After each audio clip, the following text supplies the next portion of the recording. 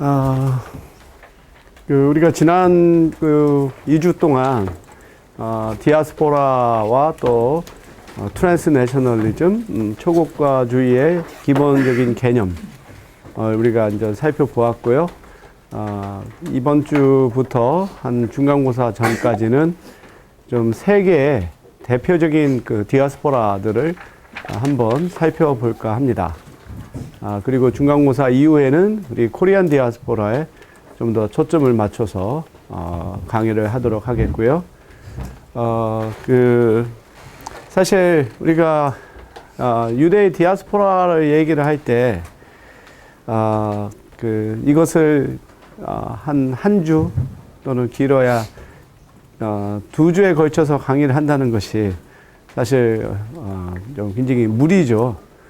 그 얘기는 마치 우리 한국사를 1주 또는 2주 안에 커버한다는 것과 같은 맥락이겠죠. 그래서 어쩔 수 없이 어떤 자세한 그런 부분들은 다루지 못하고 주요 역사 그리고 이제 이 유대인의 디아스포라가 우리에게 주는 어떤 교훈이나 시사점 이런 것들을 다루는 식으로 해야 될 것 같고요. 그리고 이 강의 시간에 우리가 또 다룰 수 있는 것이 주로 이 말로 또는 글자로 표현하는 것인데, 동영상을 통해서 유대인의 그러한 이 디아스포라의 역사나 과정을 살펴보면 훨씬 더 생생합니다. 그래서 가능하면 수업 시간에도 좀 비디오 클립을 좀 간단하게 보거나 또는 앞으로 우리 유대인 디아스포라에 관련된 동영상을 이제 우리 블랙보드에 올릴 테니까 여러분들이 한번 시청을 하면 좋겠다고 생각합니다. 우선 유대인의 디아스포라는 대표적으로는 이제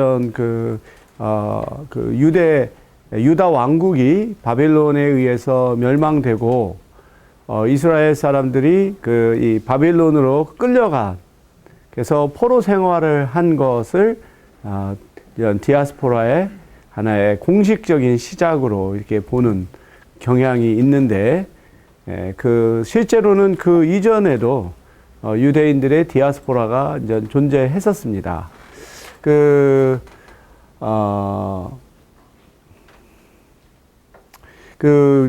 지금 알고 있는 유다 왕국이나 이스라엘 왕국이라고 하는 것이 그 이전에는 하나의 통일된 이스라엘 왕국이 있었죠.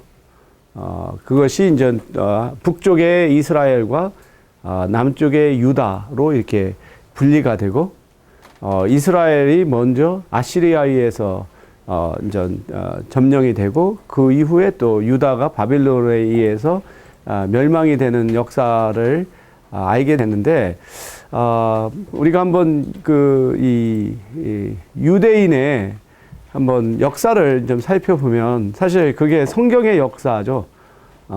성경에서부터 창세기에서부터 이제 인류의 조상이라고 하는 아담과 이브가 나오고, 그리고 그 이후에 자손들이 번성해서 이제 큰 세력을 이루지만 이들이 이제 하느님에게 불경한 그런 행동을 해서 결국은 대홍수로서 심판을 하는, 그게 노아의 심판이잖아요. 노아의 방주라고 하는. 그 이후로 이제 후손 중에 이제 아브라함이라고 하는 그러한 인물이 나옵니다. 근데 이 아브라함이라고 하는 인물은 이 유대인의 조상일 뿐만 아니라 지금 이슬람의 또 믿음의 조상이에요. 그래서 아브라함은 기독교뿐만 아니라 이슬람에서도 자신들의 하나의 믿음의 조상으로 여기는 하나의 공통의 뿌리가 되는데, 아브라함이 이제 자기의 정식 아내가 사라인데, 사라하고 이삭을 낳죠. 근데 사라가 나이가 들도록 아기를 못 갖자 하갈이라고 하는 일종의 첩을 얻게 되고, 하갈과 아브라함 사이에서 이스마엘이라고 하는 자식이 태어납니다.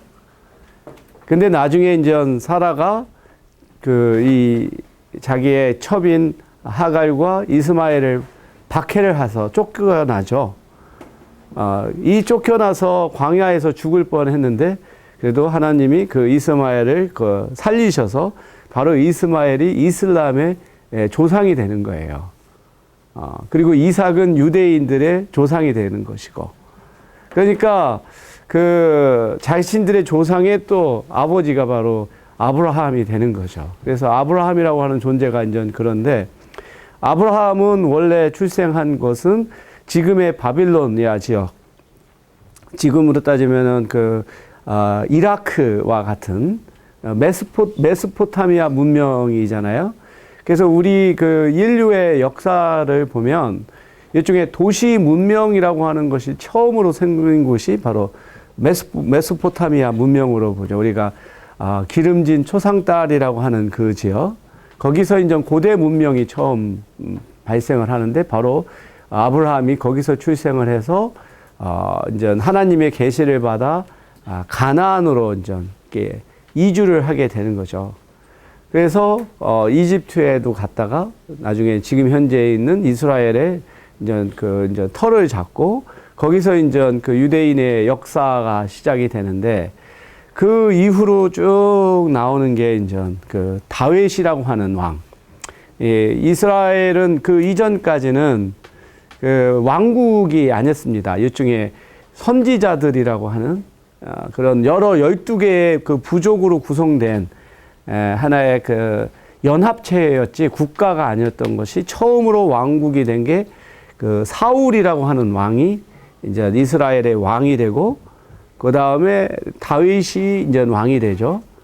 이 다윗 때 이스라엘이 아주 엄청나게 이제 번영을 하고 부강해집니다. 그리고 다윗의 아들이 바로 솔로몬이죠. 솔로몬 때 이제 이스라엘에 이제 그 성전이 지어지게 되죠. 그렇지만 솔로몬 이후로 그 이스라엘은 이제 그 안에서 부패가 일어나고, 또 이 12개의 지파로 구성이 되어 있기 때문에 항상 알력이 있어요. 기본적으로 이 북쪽 지역에 있는 그 지파들은 조금 더 세속화된 그러한 지파들이고, 이 남쪽에 있는 유다는 좀 더 정통파적인, 그래서 그들 간에도 어떤 종교적인 그런 교리라든지 신앙 생활에서든지 이 차이로 인해서 결국은 솔로몬 왕국 이후로 이제 이게 이제 나라가 분열이 되고, 그 위에가 이제 이스라엘 왕국이고 이제 밑에가 유다 왕국이 돼서 있다가 아까 말한 것처럼 북부 이스라엘이 이제 아시리아에 의해서 먼저 멸망을 하고, 남쪽의 유다가 나중에 바벨론에 의해서 멸망을 하게 됩니다. 이제 그게 이제 우리가 이제 그 유대인의 디아스포라가 있기 전에 하나의 역사라고 볼 수가 있죠. 그래서 아까 말한 것처럼 유대인의 어떤 공식적인 디아스포라는 유다 왕국이 바벨론에 의해서 멸망하고 그들이 이제 바벨론으로 끌려가서 포로 생활하는 것을 일종의 공식적인 디아스포라의 시작이라고 보지만, 이미 그 이전에도 이집트라든지 뭐 등등 이 중동 지역의 유대인들의 공동체들이 형성되어 있었습니다. 그러던 것이 이제 이렇게 이제 그 대규모의 하나의 그 강제 이주가 이제 그 바벨론에 의해서 이루어지고요. 그래서 이들은 그 바벨론은 지금으로 따지면은 그 뭐라고 말할까, 우리 아시아권에서는 중국과 같이 가장 최대의 강국이었고, 문화적으로도 아주 발달한 그런 곳이죠. 거기에 마치 예전에 우리의 고려인들이 만약에 끌려가서 포로 생활을 한다면 그것이 우리가 비슷한 예라고 볼 수 있겠죠. 그래서 이 포로 생활을 하면서 일부 유대인들은 바빌로니아의 문화에 동화가 돼서 살았지만, 또 다른 사람들은 그 안에서도 자신들의 어떤 종교 그리고 문화를 지키려고 굉장히 노력을 했죠.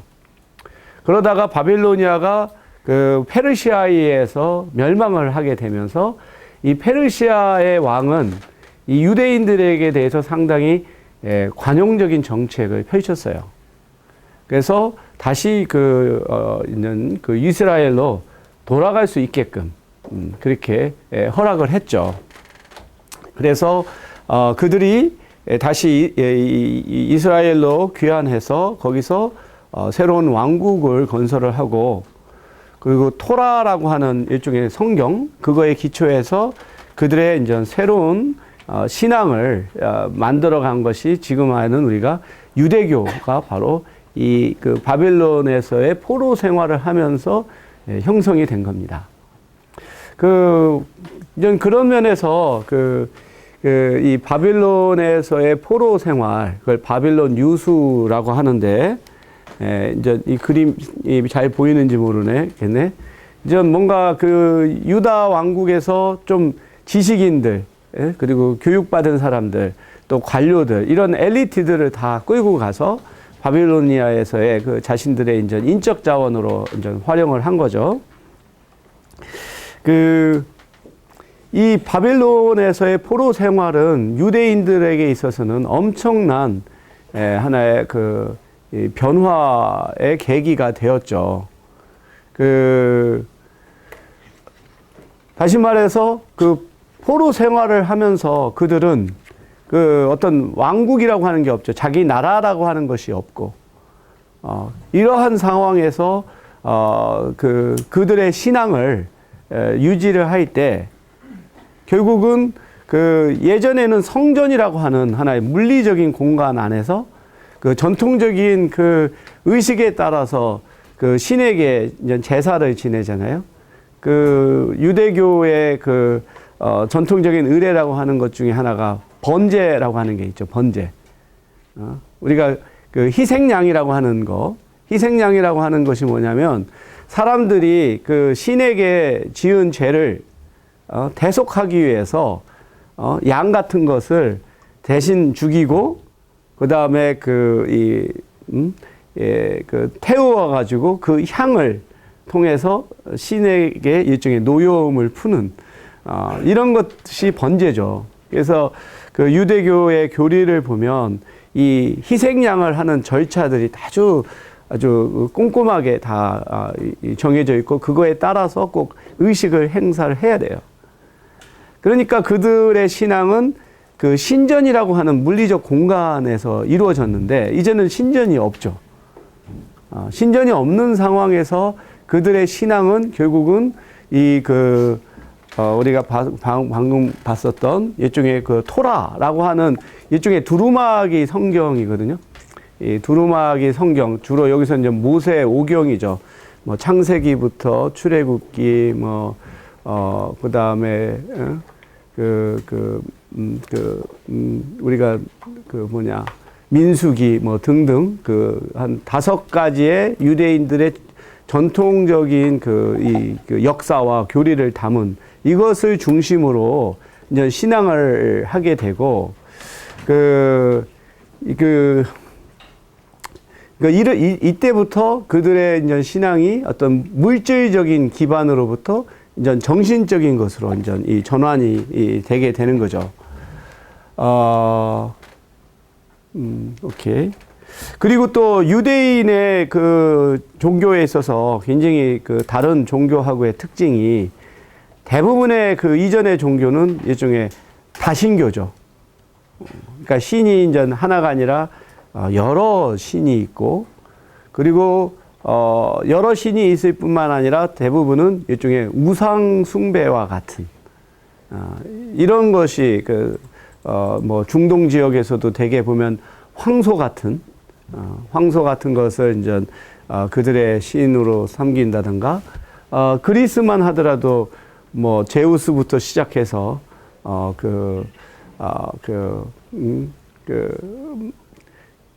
아폴로, 전쟁의 신이라든지, 바다의 신 포세이돈이라든지, 심지어 그리스의 신전에 가보면 이름을 알 수 없는 신을 위한 또 신전이 있을 정도로 대부분의 종교가 이러한 다신교인데, 유일하게 이러한 유일신 사상을 갖는 게 유대교죠. 그 전통이 결국은 또 이슬람으로도 이어지고, 그래서 종교적인 면에서도 아주 획기적인 변화가 바로 유대교의 그 유일신 사상이라고 볼 수가 있습니다. 그리고 앞서 말했던 것처럼 이들은 바빌론에서 포로 생활을 하면서 자신들의 이전의 삶에 대한 어떤 철저한 반성이 이루어져요. 이제 자신들이 이제 신이 자기들한테 준 규율을 제대로 지키지 않았기 때문에 결국은 나라가 멸망하고 포로 생활을 했다라고 하는 철저한 자기 반성이 있고, 그러면서 이제 신앙이 이제 다시 이제 그 재건이 되는 거죠. 그것이 이제 지금 유대교의 하나의 뿌리다라고 우리가 볼 수가 있습니다. 그래서 다시 이들이 이제 이스라엘에 와서 이제 생활을 하지만, 얼마 안 가서 다시 알렉산더 대왕이 이제 이 아시아 쪽으로 진출을 하면서, 페르시아도 점령하고, 그 길목에 이스라엘이 이제 위치하는 거예요. 그러면서 이스라엘이 알렉산더 대왕에 의해서 지배를 받고, 그러면서 이 그리스의 문화가 이 유대인들에게 아주 큰 영향을 미치게 됩니다. 우리가 한번 이 지도를 살펴보면, 이 지도가 다음에 나오는데, 그리스가 어디 있습니까? 그리스가, 가만히 있어봐라. 여기죠? 여기가 터키인가? 네. 여기가 터키죠. 그럼 그리스는 여기? 네. 예. 여기가 이제 그리스고, 여기가 터키고, 여기가 이제 지중해죠. 지중해고, 이스라엘은 여기에 위치하고 있습니다. 그래서 알렉산더 대왕이 이 아시아로 진출하는 과정에서 이 예루살렘, 이스라엘이라고 하는 것이 지정학적으로 매우 중요한 그러한 곳에 위치하고 있어요. 뿐만 아니라 이스라엘은 이 이집트로 또 넘어가는 그런 또 관문입니다. 그래서 우리가 고대 문명을 보면 여기 이란, 이라크 지역에서 그런 메소포타미아 문명이 일어나고, 그 다음에 이제 또 하나의 중요한 문명이 이집트 문명이라고 한다면, 둘 사이에 일종의 관문이 바로 이스라엘이 되는 것이고, 따라서 그리스도 그렇고 로마도 그렇고, 사실 이스라엘이라고 하는 것이 영토적으로 보면 사실 별 볼 일이 없죠. 대부분의 나라가 일종의 광야와 같아서 농사를 지을 수 있는 곳도 변변치 않고, 나중에 이스라엘이 건국된 이후에 이제 키부츠라든지 그러한 공동 이런 협동 농장 이런 것들을 지으면서 개간을 해서 그렇지, 일종의 광야와 같은 곳이라 특별히 그게 어떤 자원 면에서 중요한 곳은 아님에도 불구하고, 이 이스라엘이 처해 있는 지정학적인 위치가 이런 큰 세력이 다른 또 세력으로 진출하는 데 있어서 교두보적인 역할을 했다라고 하는 것이 이스라엘이 하나의 처해져 있는 역사적인 하나의 운명이라고 볼 수 있죠. 그렇게 따지면 우리 한국도 마찬가지가 아닌가 생각해요. 중국과 이제 대륙 세력과 일본이라고 하는 해양 세력이 항상 이렇게 이제 넘어가는 데 있어서 중개 역할을 우리 한반도가 했고, 그것이 예전에 일어났던 임진왜란도 그렇고, 또는 지금 현재 남북한으로 분단된 것도 결국은 이러한 큰 세력들 간에 있어서의 경쟁 구도라고 볼 수가 있죠. 그래서 알렉산더 대왕이 아시아로 진출을 하면서, 이 알렉산더 대왕은 어떻게 보면은 상당히 코스모폴리타니즘적인 그런 성향이 강하죠. 그래서 지역을 점령을 하면 이 그리스의 군인들과 현지 여성들과 이 통혼을 굉장히 적극적으로 장려를 했습니다. 그리고 이제 현지의 문화를, 그리고 그들의 기득권을 인정을 해주고, 그러면서 그리스의 문화와 현지의 문화 간에 있어서의 문화적인 융합이 일어나요. 그래서 우리가 처음 강의 계획서의 디아스포라의 하나의 역할 중에 사람과 문화의 교류를 통해서 문화의 혼종이 일어난다라고 얘기를 했잖아요.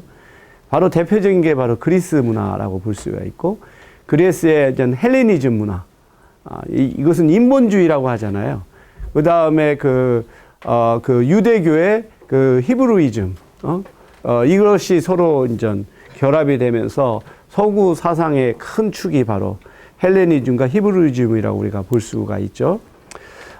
그래서 이 알렉산더 대왕이 앞서 말한 것처럼 문화 간의 교류, 그 다음에 그 통합, 이것을 굉장히 장려를 하게 되고, 우리가 아는 여러분 그 인도 북부의 간다라 미술이 바로 이러한 헬레니즘의 영향을 받아서 생긴 거죠.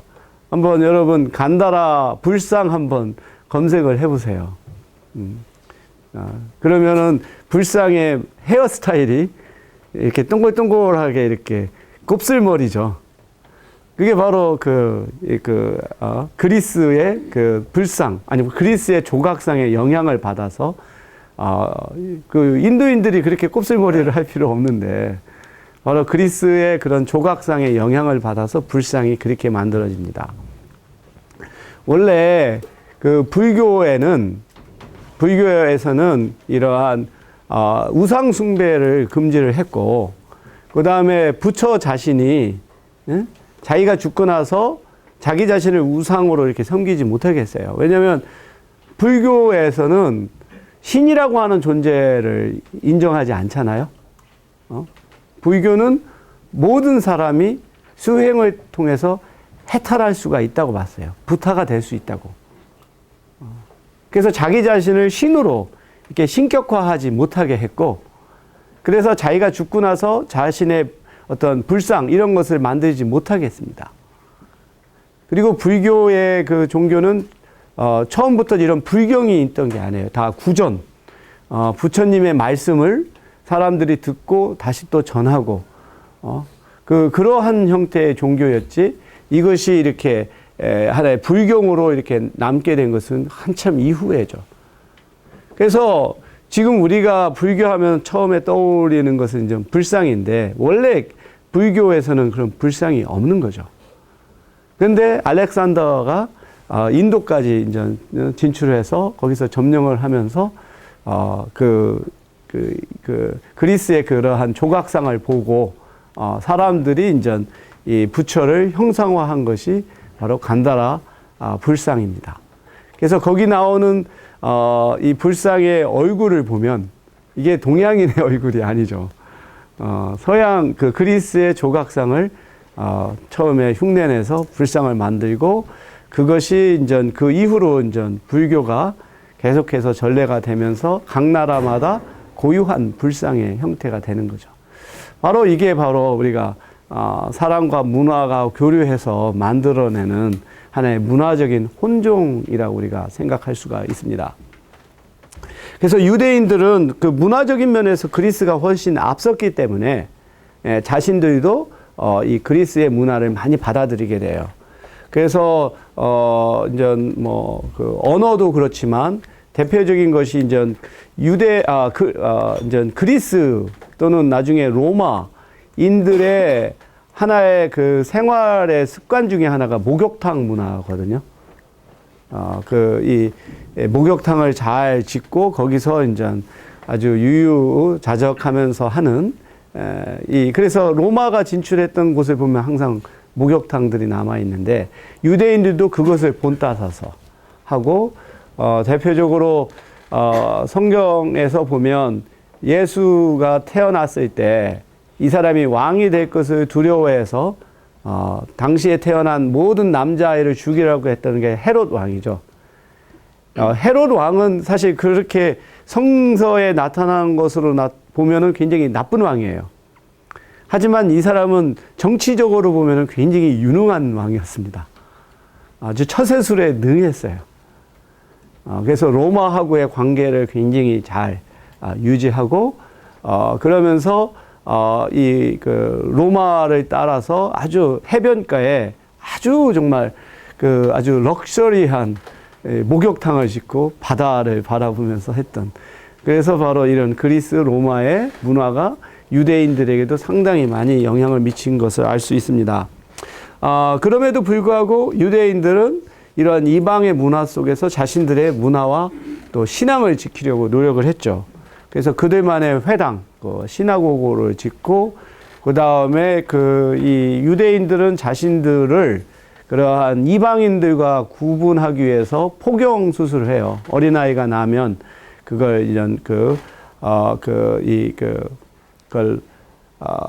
이제 할례라고 하나? 그런 포경을 수술을 해서 이제 자신들이 선택받은 민족이라고 하는 것을 이제 보이려고 하고요. 그 다음에 안식일을 지키고 또 코셔라고 하는 그런 유대교의 전통 의식에 따라서 도축한 그런 고기만을 먹는 그러한 이 풍습을 갖고 있습니다. 그래서 비록 유대인들이 그리스나 로마 시대에 많은 문화적인 영향을 받았음에도 불구하고 대부분의 민족들이 거기에 동화돼서 자신들의 뿌리가 다 사라졌다고 하면 유대인들은 아주 어떤 민족하고 비교할 수 없을 정도로 그들만의 문화를 강하게 지키려고 했고, 그리고 자신들을 구별 지으려고 했어요. 다른 민족들과. 이것이 결국은 이들이 어떤 박해를 받게 되는 하나의 주요한 원인으로 작용을 하게 됩니다. 그래서 유대인들은 이 지중해를 중심으로 해서 여러 지역에 흩어져서 살게 됩니다. 그래서 우리가 또 유대교를 볼 때 조금 전문적인 용어일 수는 있지만 유대교의 일종의 중요한 분파를 아는 것도 상당히 중요해요. 그래서 크게 유대인들은 이 아슈케나즘이라고 하는 그런 분파와 셰파딤이라고 하는 두 개의 분파로 크게 나눠져요. 그래서 이들의 어떠한 종교적인 일종의 성향, 그리고 지역적인 분포, 요것이 또 다르고, 더욱이 또 중요한 것은 이들이 일종의 이주를 해갔던 경로와 정착했던 곳이 굉장히 달라요. 따라서 이 아슈케나즘과 셰파르딤을 구분하는 것이 이제 의미가 있는데, 이 아슈케나즘은 좀 더 전통적인 정통파, 좀 교리 같은 거라든가 또는 생활 습관들이 좀 더 엄격한 그런 정통파의 교리를 따른다고 한다면, 셰파르딤은 좀 더 세속화된 그런 이 유럽 사회의 기독교인들의 삶과 좀 더 이렇게 동화되는 그러한 양상을 보이죠. 요걸 조금 더 좀 자세하게 살펴보면 아슈케나즘과 셰파르딤과 미즈라힘과 또 베타 이스라엘 이런 식으로 이제 또 세분을 할 수가 있는데요. 그래서 아슈케나즘은 주로 독일, 프랑스, 그다음에 동부 유럽에 살던 그런 사람들이고, 앞서 말한 것처럼 종교도 EDC, 언어도 EDC라고 해서 상당히 좀 옛날 언어, 그리고 문화도 전통적인 그러한 특징들을 갖고 있습니다. 반면 세파딤은 스페인이라든가 포르투갈에 살던 유대인들이고, 이들은 앞서 말한 것처럼 좀 더 좀 좋게 말하면 선진화된 또는 세속화된 그러한 유대인들이라고 볼 수가 있죠. 그리고 미즈라힘은 중동이나 북아프리카 지역에서 살던 그런 유대인들인데, 종교적인 성향 면에서는 좀 더 세파르딤과 좀 이렇게 유사한. 마지막으로 베타 이스라엘은 에티오피아에 살던 흑인 유대인들이에요.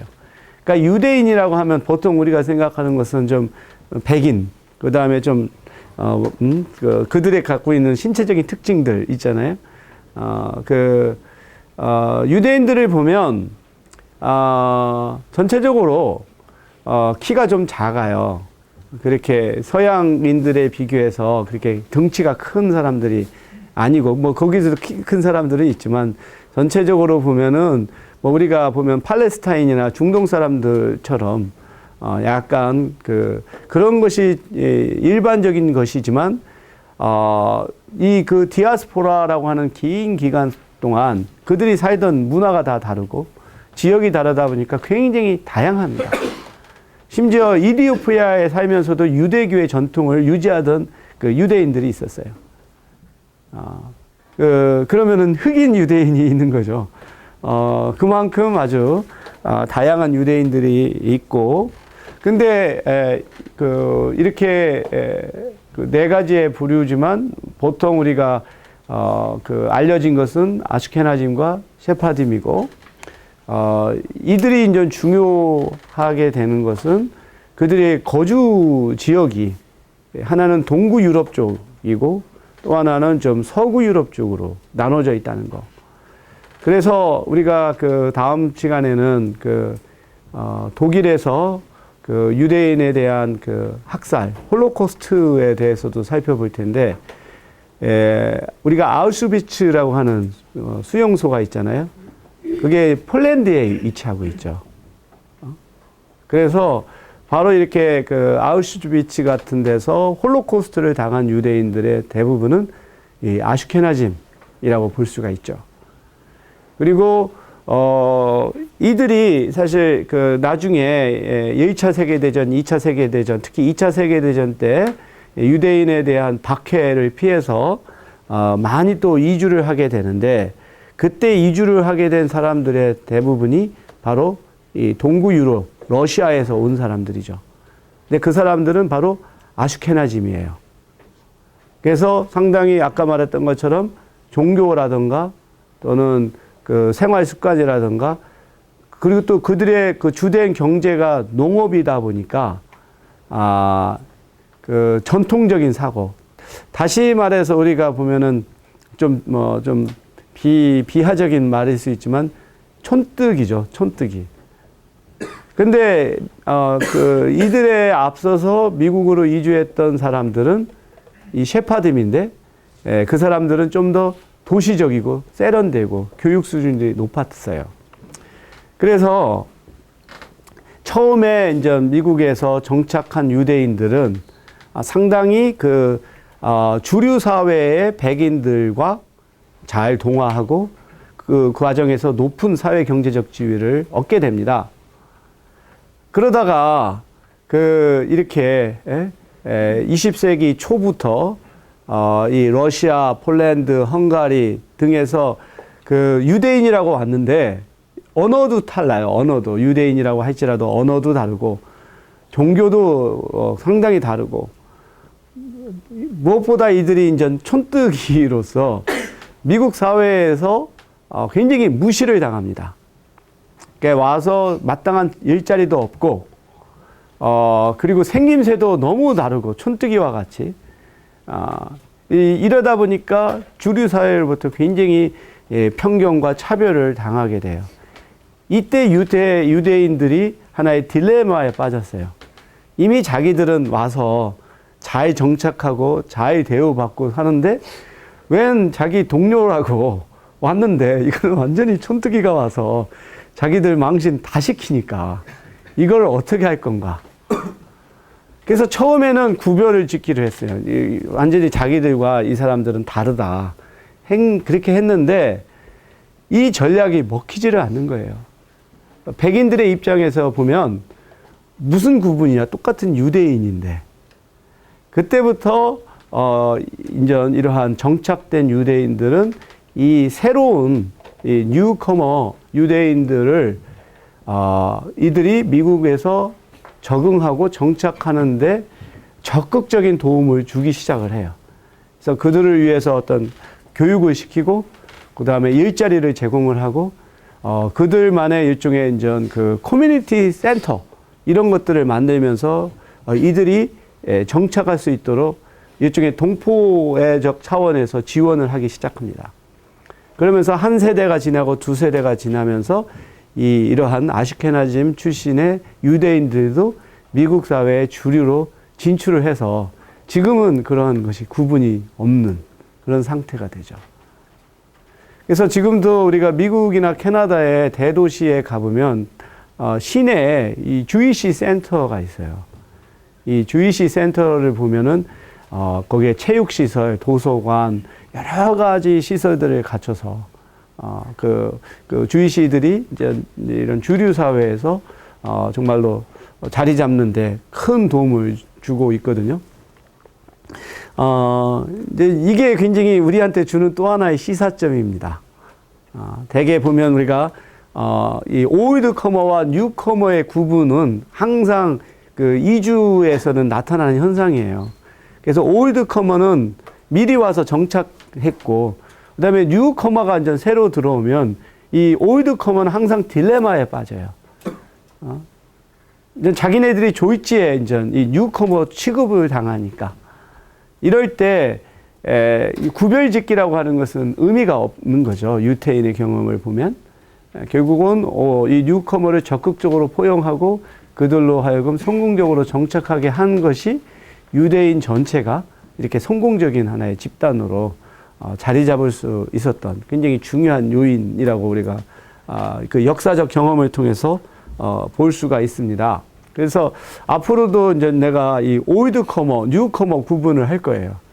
이거는 뭐 비단 유대인뿐만 아니라 모든 경우에 나타나는 현상인데, 그래서 앞서 말했던 것처럼 이 셰파딤의 그 유대인들은 이들이 스페인에서 이제 종교적 박해를 받으면서 이 영국이라든가 네덜란드라든가 또는 미국으로, 그리고 또 그리스, 터키로 이렇게 이주를 했고, 반면 그 아슈케나즘은 이 독일에서 폴란드, 헝가리, 우크라이나 이러한 동부 유럽 쪽으로 이주를 해서, 그러면서 이제 그들은 일종의 서로 다른 이 적응의 과정을 경험을 하게 되는 거죠. 그리고 로마 시대 때는 로마가 특히 그 그리스에 비교해서 굉장히 이 뭐라고 말할까, 압제라고 하면 압제, 굉장히 강력하게 통치를 하게 됩니다. 근데 이제 대부분의 그 로마가 지배하던 그러한 지역의 주민들은 감히 로마에 대항해서 싸운다는 건 생각을 하지 못했죠. 그리고 또 로마가 알다시피 시민권이라고 하는 그런 제도가 있잖아요. 그래서 로마가 이렇게 세계적인 대제국으로 성장할 수 있었던 하나의 원동력 중에 하나를 그 일종의 그 포용성이라고 부르죠. 일본의 그 시오노 나나미라고 하는 작가도 로마인 이야기를 쓸 때 이제 로마인이 그 카르타고인에 비교해서 상수위도 떨어지고, 갈리아인처럼 체력이 센 것도 아니고, 그리스인처럼 그렇게 이성적이지도 않은 로마 민족이 어떻게 세계적인 대제국을 이룰 수 있었을까? 그거에 대한 답을 찾는 과정에서 결국 로마가 이렇게 대제국을 이룰 수 있었던 큰 원동력을 포용성에 보았거든요. 그래서 그때 로마하고 경쟁했던 곳이 어딥니까? 그 카르타고잖아요. 한니발이 이끄는. 이 카르타고는 아주 철저한 그 군사국가였잖아요. 어린아이가 나면 어렸을 때부터 아주 군사적으로 훈련을 시키고. 하지만 여기는 굉장히 아주 무서운 그러한 패권국가라 식민지를 지배하면 완전히 식민지를 박살을 내고, 그러한 반면 로마의 경우에서는 식민지로 삼아도 거기에 귀족들을 로마인으로 이제 시민권을 부여를 하고 그들의 문화를 유지할 수 있도록 그런 포용 정책을 펼쳤어요. 이것이 이제 결국은 이렇게 더 포용적인 정책이 더 큰 제국을 형성할 수 있었던 원동력이었는데, 유독 그것이 적용되지 않은 곳이 이스라엘이라고 볼 수 있어요. 그래서 가장 로마에 대해서 항쟁이 끝까지 일어난 곳이 이스라엘이다. 그걸 알 수 있죠. 그렇게 보면은 예수라고 하는 이러한 존재도 우리가 이제 로마의 통치라고 하는 상황에서 이스라엘 사람들이, 그러니까 유대인들이 벌였던 일종의 독립전쟁이라고 하는 맥락에서 봐야 이해가 될 수 있어요. 그러니까 그 당시에 유대인들은 어떻게 하면 로마의 압제로부터 벗어날까를 고민했고, 이러한 맥락에서 예수라고 하는 존재는 자신들을 로마의 압제로부터 구원할 그러한 선지자로 여긴 거죠. 근데 이 예수가 하는 말을 보니까 꼭 그렇지 않아요. 그래서 한번 시험하려고 하잖아요. 그 카이저, 우리가 지금 시저라고 하는 시저의 얼굴이 있는 동전을 주고 이 세금을 그 로마 황제한테 바쳐야 됩니까? 말아야 됩니까? 실험을 하는 거죠. 만약에 바치지 말라라고 하면은 이건 로마에 대해서 반항하는 것이고, 바치라고 하면은 이것은 조국을 버리는 것이고, 그러니까 그 예수가 한 말은 시저의 것은 시저한테 바치고 하나님의 것은 하나님의 것으로 바치라, 이런 식으로 피해가죠. 결국은 예수가 그 이렇게 십자가에 처형된 것도 유대인의 입장에서는 뭔가 이 사람이 벌였던 기적, 이런 어떠한 탁월한 카리스마적인 리더십, 이것이 유대 민족을 구원할 것으로 생각했는데 정작 그런 데에는 관심이 없고 어떤 보편적인 구원이라고 하는 것을 할 때 그들은 실망을 하게 되고, 거기에다가 예수가 하는 행적들이 어떠한 그 바리새인과 같은 그러한 지배, 엘리트 계층의 어떤 그 기득권을 침해하는 것으로 여겨지게 되면서 결국은 예수가 십자가에 이제 죽게 되잖아요. 그러니까 그 사건도 사실은 로마의 어떤 그 이스라엘의 지배라고 하는 맥락 속에서 우리가 봐야 제대로 이해가 할 수 있습니다. 그래서 그 앞서 말했던 것처럼 로마가 이 이스라엘에 대해서 굉장히 더욱더 강력한 통치를 하게 된 것은 다른 민족에 비교해서 더욱더 이들이 저항을 했기 때문이고, 두 번째로는 그 이스라엘이 갖는 어떠한 지정학적인 위치가 매우 중요한 거죠. 이게 마치 어떠한 이 유럽과 아시아의 연결고리에 위치하고 있기 때문에 그런 지정학적인 위치, 중요성. 그리고 세 번째로 꼽을 수 있는 것이 유대 민족의 인구가 결코 작지 않았다는 거예요. 여러 가지 역사의 기록에 따르면 주후 66년부터 73년에 로마에 대한 유대인들의 대항전 직전에 전 세계 유대인의 인구가 800만 명에 달하는 것으로 이렇게 추정이 됩니다. 그 당시에 800만 명이라고 하는 것은 엄청난 인구예요. 그리고 이 로마 제국 내에서 그 이스라엘 유대인들이 차지했던 비율이 이 10%에 달할 정도였다는 겁니다. 그리고 지금 이집트의 알렉산드리아 항구가 그 당시에서는 가장 어찌 보면은 문명적으로 꼽힌 곳이었거든요. 이 알렉산드리아 항구에서는 세계 불가사의가 몇 개 있잖아요. 대표적인 것이 거기에 그 피라미드 말고 알렉산드리아 항구인데 거기에 그 등대가 그 당시에 최대의 규모였고, 아직도 이제 그 불가사의에 속할 정도로 엄청난 큰 등대가 있었다고 합니다. 근데 아직 그거 유적은 찾지 못했죠.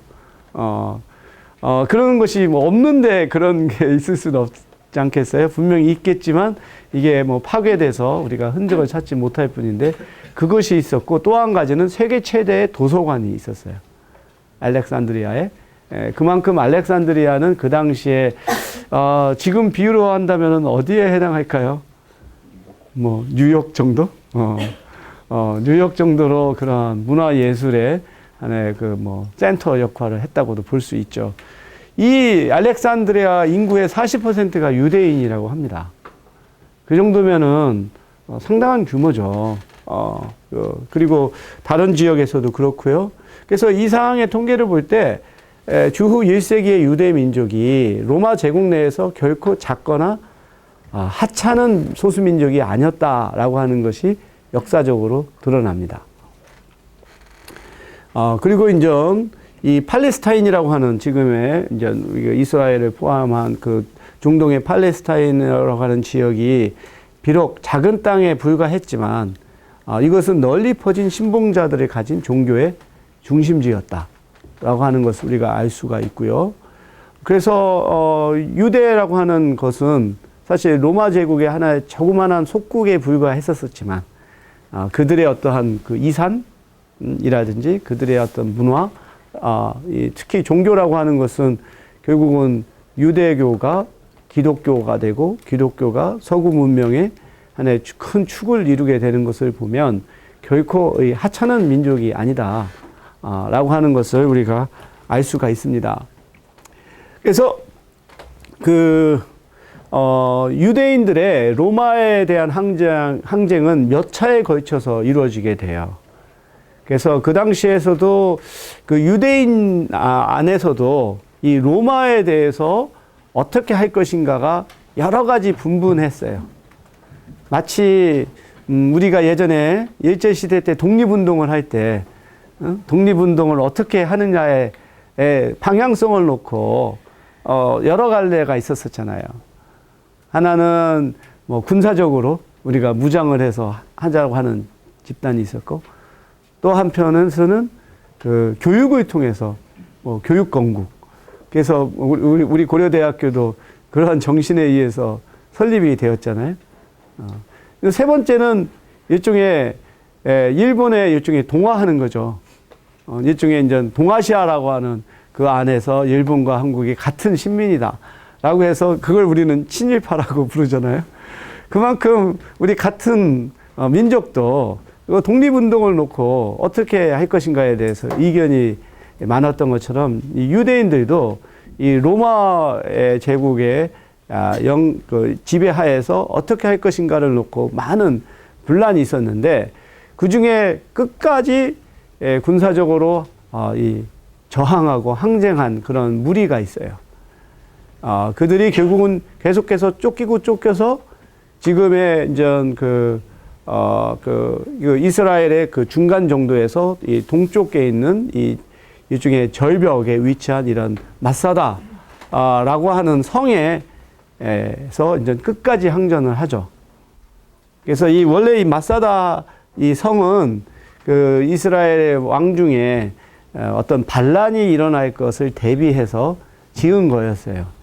거기서 이 안에서 수천 명이 수십 년 동안 버틸 수 있을 만큼의 그러한 식량 이런 것들을 하고 있다가 나중에 이제 이 로마에 대항해서 반란군이 이제 이쪽에 와서 이제 끝까지 항전을 벌이게 되죠.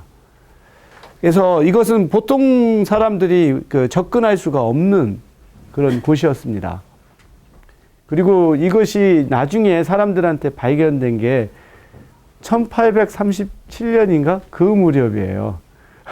그러니까 이 바사당이라고 하는 성이 분명히 존재했지만 우리 사람들한테 알려진 것도 거의 19세기 중반 정도 초반에 이루어질 정도로 이렇게 접근이 어려웠던 곳이거든요. 근데 이게 이제 바로 그 1차 로마에 대한 항쟁을 하면서 그 유대인들의 그런 뭐라고 말할까 그 극렬분자들 아주 적극적으로 저항하는 사람들이 여기서 끝까지 항전하다가 결국은 그 로마군은 이것을 함락하기가 굉장히 어려웠어요. 어떻게 올라갑니까? 그래서 결국은 반대쪽에다가 똑같은 높이의 일종의 또 이 탑을 쌓아서 거기서 이제 이렇게 공격하는 방식을 취하고, 그러한 탑을 쌓을 때 유대인들을 다시 포로로 와서 어떻게 보면 동족 간의 그러한 상쟁을 벌이게 하는 이런 방식으로 해서 결국은 마사다 성을 함락을 하게 되면서 결국은 여기에 있던 이 반란군들이 모두가 다 자살을 해서 끝까지 저항을 보였던 이런 것이 이제 마사다의 항전이라고 합니다. 그래서 지금 이스라엘 군은 군사 훈련을 하잖아요. 그래서 마지막에 그 군사 훈련의 끝을 이 마사다의 성에 가서 그 교육을 받아요. 그리고 다시는 마사다가 무너지지 않게 하겠다라고 하는 서약을 한다고 합니다. 그래서 그만큼 이 마사다라고 하는 것이 이스라엘 사람들에 갖는 상징성을 보여주는 거죠. 그래서 이제 이렇게 로마 시대 때 이 유대인들은 박해를 받았지만 그것은 어떻게 생각해 보면 기독교의 지배하에서의 이 억압에 비교하면 시작에 불과했다. 라고 볼 수 있죠. 기독교에서의 기독교 지배하에서의 유대인에 대한 박해, 탄압은 훨씬 더 아주 심하고 아주 치밀하다고 볼 수가 있죠. 그러면 왜 기독교인들은 유대인들을 그렇게 박해를 했는가 하는데 여러 가지 이유가 있지만 첫 번째는 일종의 신앙적인 해석이죠. 신앙적인 해석. 그러니까 유대인들은 그 예수를 하나의 선지자라고 봐요. 기독교에서는 예수를 하나님의 아들이라고 이렇게 보잖아요. 그리고 하나님과 일종의 동등한 지위라고 보는 거죠. 기독교에서 해석을 할 때. 하지만 유대교에서는 예수는 그 선지자 중에 한 사람이라고 보는 것이고 그를 메시아, 구원자라고 보지를 않죠. 근데 이제 기독교인들은 거기서 그치는 것이 아니라 결국은 예수를 십자가에서 못 박혀서 죽게 한 사람이 유대인이라고 보는 거죠. 그래서 일종의 예수를 죽인 원죄로 그 유대인들을 보는 것이 첫 번째의 특징입니다. 그래서 로마 시대 때 유대인들에 대한 박해는 굉장히 심했어요.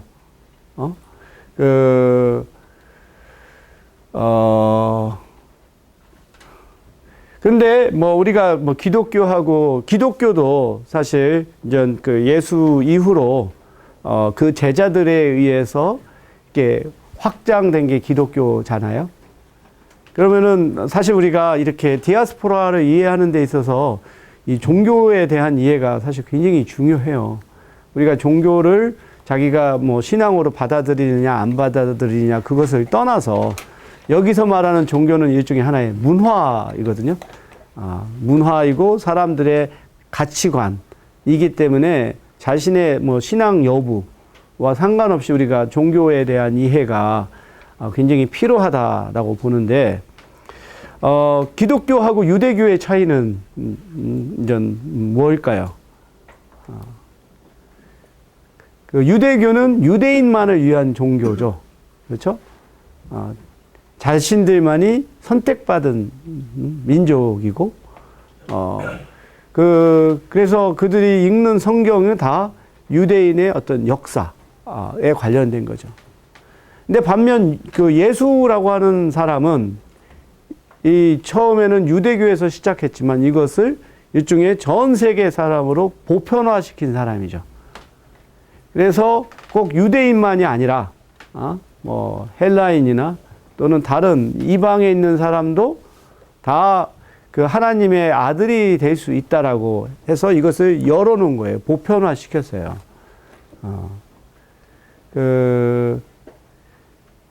그래서 사실은 종교라고 하는 것이, 우리가, 여러 종교가 있잖아요.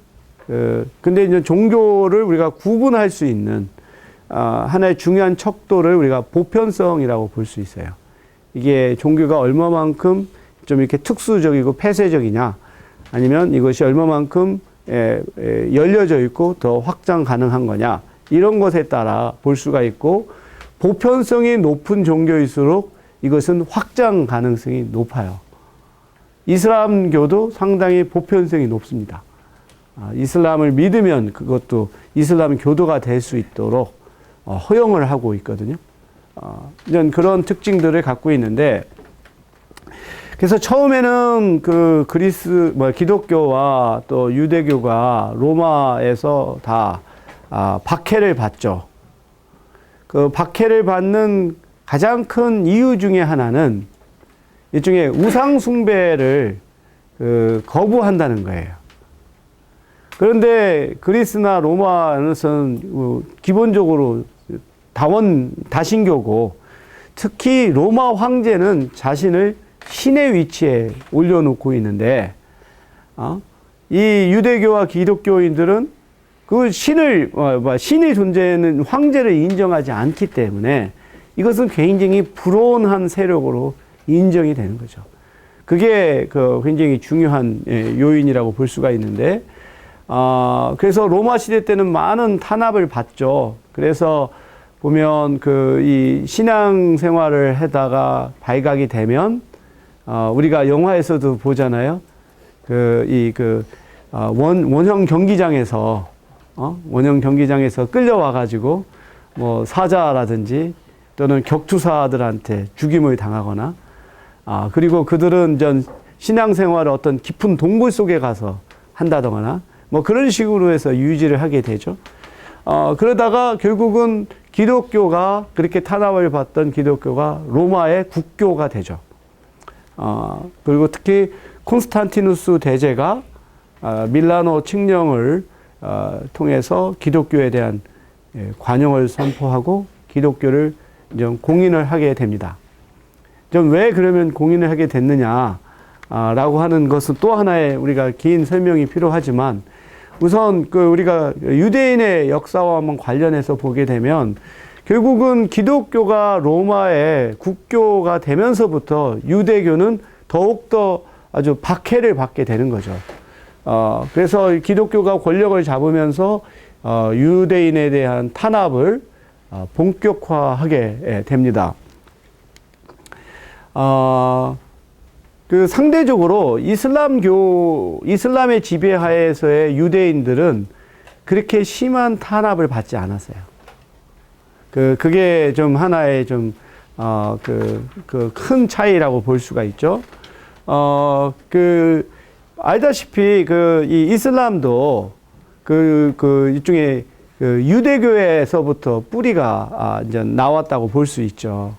그러니까 아까 말한 것처럼 아브라함이라고 하는 사람이 하나의 믿음의 조상이고, 그 다음에 지금의 이스마엘이 중동 쪽의 하나의 조상이라고 알려져 있는데, 여기서는 모하멧이라고 하는 선지자가 천사, 영어로 하면 가브리엘이고, 거기서는 지브렐이라고 하는 천사에게 자기가 어느 한 동굴에서 계시를 받고, 그 천사가 하는 말을 자기가 막 이렇게 듣고서 기록으로 남긴 것이 지금 우리가 아는 코란입니다. 그래서 코란이라고 하는 것은 원래 뜻은 낭송이라고 하는 것인데, 바로 그 천사로부터 자기가 받은 계시를 기록해서 남긴 것이고, 거기에 나오는 교리들이 상당히 유대교에서 나오는 것과 유사한 게 많아요. 그래서 모하메드의 또 생애를 또 보면 상당히 흥미롭죠. 이 사람은 원래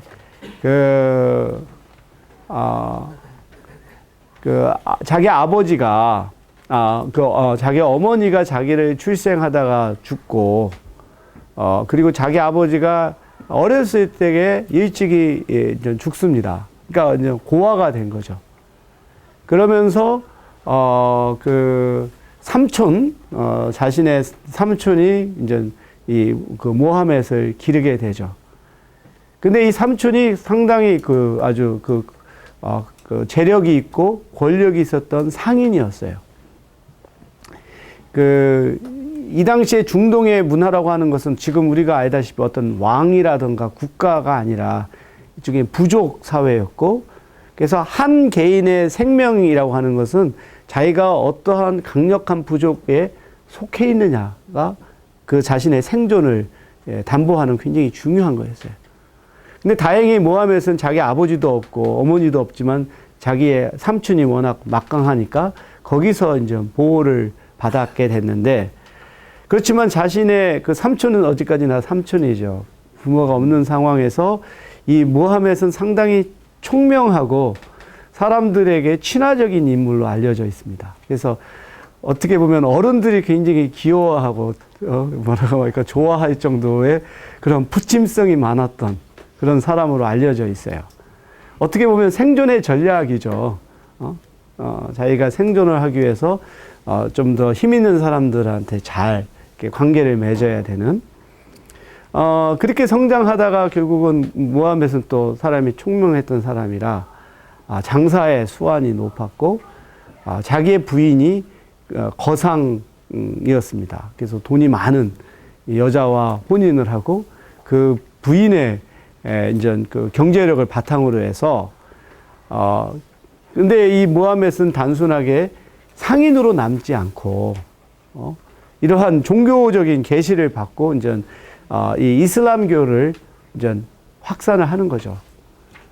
근데 처음에는 이슬람교라고 하는 것이 아주 작은 그 일종의 그 믿음의 그 공동체와 같은 존재였죠. 사람들이 거기서도 주장하는 게 유일신상인데 알라와 같은 이것은 그 당시에 그 토속적인 신앙하고는 이게 전혀 어울릴 수 없는 그런 아주 획기적인 혁명적인 하나의 사상이죠. 그래서 굉장히 많은 박해를 받고 위협을 받습니다. 그렇지만 이 무하메드를 따르는 사람들이 세력이 커져가면서 그들이 또 군사적으로도 강해지면서 결국은 나중에는 메카까지도 지배를 하게 되고 그러면서 이제 전 세계적인 종교가 되는 거죠. 그래서 이 이슬람교를 보면 굉장히 약자에 대한 배려가 있어요. 그러니까 이 무슬림들이 지켜야 될 5가지의 원칙이 있어요. 뭐 하루에 그 5번 메카를 향해서 절을 해야 한다던가 또는 자기 생애에 한 번 반드시 메카로 순례를 해야 한다던가 그리고 이제 알라 외에 다른 신을 자기가 섬기지 않는다는 것을 선언을 한다던가 그 중에 또 중요한 것이 뭐냐면 자신이 갖고 있는 재산의 10%, 이익의 10%를 가난한 사람들을 위해서 쓰게끔 되어 있어요. 그게 규율이. 그러니까 이와 같은 그 보편적인 것이 결국은 이슬람이 이제 이렇게 확산될 수 있었던 굉장히 중요한 요인으로 나타나게 되는데 지금 우리가 이것은 또 다른 얘기이긴 하지만 그래서 이제 중동 지역에서 이슬람교가 확대가 되고 또 그러면서 이 유대인들이 거기서 이제 차별과 박해를 받게 되죠. 하지만 앞서 말했던 것처럼 기독교 세계에서의 그런 그 탄압에 비교해서 상대적으로 이슬람교는 좀 더 좀 관용적인 그러한 그 위치에 놓이게 됩니다. 그래서 이슬람교에서는 자신을 2등 그 시민으로서 인정하고 그 다음에 그 국가에게 세금을 내면 그리고 이슬람교도를 그 기독교로 이 유대교로 개종하려고 하는 노력을 포기하고 자기들만의 어떤 신앙 공동체를 유지하는 한 그다지 큰 이런 차별은 없었다. 그게 이제 이 이슬람교 지배하에서의 유대인들이 처했던 상황이라고 볼 수가 있습니다. 그리고 이제 스페인이라고 하는 것이 유대교의 역사에 있어서 굉장히 중요한데, 그 유대인들은 로마 시대부터 이 스페인에서 거주를 합니다. 그러다가 이제 그 유럽의 서고트족이 스페인을 장악하면서 한 1세기 동안의 종교적인 자유를 누리다가 다시 또 로마 캐톨릭교가 지배를 하면서 이제 탄압을 받고 이런 상황에서 이제 그 스페인에 있는 유대인들이 이제 그 개종을 하거나 아니면 다른 지역으로 이주를 하거나 하는 선택에 취하게 됩니다. 그러다가 서기 700년대에 그 북아프리카의 이제 이슬람교도를 믿는 무어인들이 스페인을 지배를 하게 돼요. 그러면서 스페인이 다시 이슬람의 영향으로 들어가게 됩니다. 그래서 스페인을 보면 이러한 기독교와 이슬람교의 혼용적인 문화가 굉장히 아주 자리 잡고 있는 그러한 특징을 우리가 보게 되는데, 그래서 다시 그 이슬람교도가 스페인을 지배하는 그러한 상황에서 그 유대인들이 상대적으로 좀 그 관용적인 대우를 받게 되고, 이때 스페인에 있는 유대인들이 아주 그 일종의 문화의 르네상스를 맞이하게 돼요. 그래서 이 이슬람의 그 스페인이 이 경제, 철학, 과학 이러한 분야에서 아주 그 발전을 하게 되고, 그리고 이제 중동에 있던 유대인들이 스페인으로 이제 다시 이제 이주를 하게 됩니다. 그러니까 다른 지역에 비교해서 이렇게 이슬람이 지배하는 스페인에서 유대인들이 어떤 종교적인 자유, 그 다음에 경제적인 그런 이 풍요를 누리게 되면서 이 인텔리 유대인들이 스페인으로 이주를 하게 되는데, 이 시기에 아주 걸출한 시인이나 언어학자, 사상가, 철학자, 과학자, 그리고 이 정치가들을 배출을 하게 되죠. 우리가 시간이 없어서 간단하게만 넘어가겠지만, 이러한 사프루트라고 하는 사람이 의사이면서 그 다음에 이 헬라어 고전을 이 번역하는 이 역할을 하게 돼요. 여기서 이제 우리가 중요한 포인트를 한번 여러분이 주목을 해야 돼요. 이런 개별적인 사건들보다 이러한 것들이 어떠한 의미를 갖느냐를 해석하는 게 나는 굉장히 중요한데, 이 유대인들은 그러니까 이중 언어, 이중 문화의 능력을 갖고 있었어요. 그러니까 중동에서 살았기 때문에 그러한 이슬람어를 할 수 있었었죠. 근데 여기서 중요한 게 뭐냐면, 그 고대 그 그리스의 그 헬레니즘적인 문화, 아리스토텔레스 또는 플라톤의 철학이라든지, 또는 그 건축 그런 기술이라든지, 이런 것들이 로마 제국이 멸망하면서 완전히 다 잊혀져 버렸어요. 그런데 그 중동에서는 바로 그 그리스의 그러한 플라톤이라든가 아리스토텔레스라든가 수학, 피타고라스의 수학이라든가 그런 것들이 이슬람어로 이게 번역이 되었었죠. 이미 번역이 되어 있었던 것이 다시 서기 8세기 때 이 이슬람 문화권에 있던 유대인들이 스페인으로 이주를 하면서 다시 그것을 이제 그 번역을 하는 거예요. 이슬람어로 번역된 것을 다시 이 번역을 하게 되면서 그 로마 제국이 멸망하면서 잊혀졌었던 그러한 유럽 거대 그리스 로마의 문명이 다시 이제 표면으로 부상하게 됐고, 그것이 우리가 중세 이후에 르네상스를 맞이하게 되는 계기를 마련한다고 하는 거죠. 그래서 유대인들이 바로 이런 이중 언어, 이중 문화의 능력이 있었기 때문에 바로 이슬람과 그 그리스 로마 문화를 연결시켰고, 그들이 우리 근대의 르네상스를 맞이하게 된, 우리가 중세를 암흑기라고 부르잖아요. 신이 지배했던 시기에서 인간의 이성, 인간의 어떤 그 문화, 이런 것들이 표출하게 되는, 그게 바로 고대 그리스 문화에서 그런 거잖아요. 이러한 것을 가능케 했던 사람들이 바로 스페인에 있었던 유대인들이다 라고 볼 수가 있습니다. 다음 시간에 이 부분에 대해서 한번 다시 좀 더 자세하게 그 의미를 생각해 보도록 하겠습니다.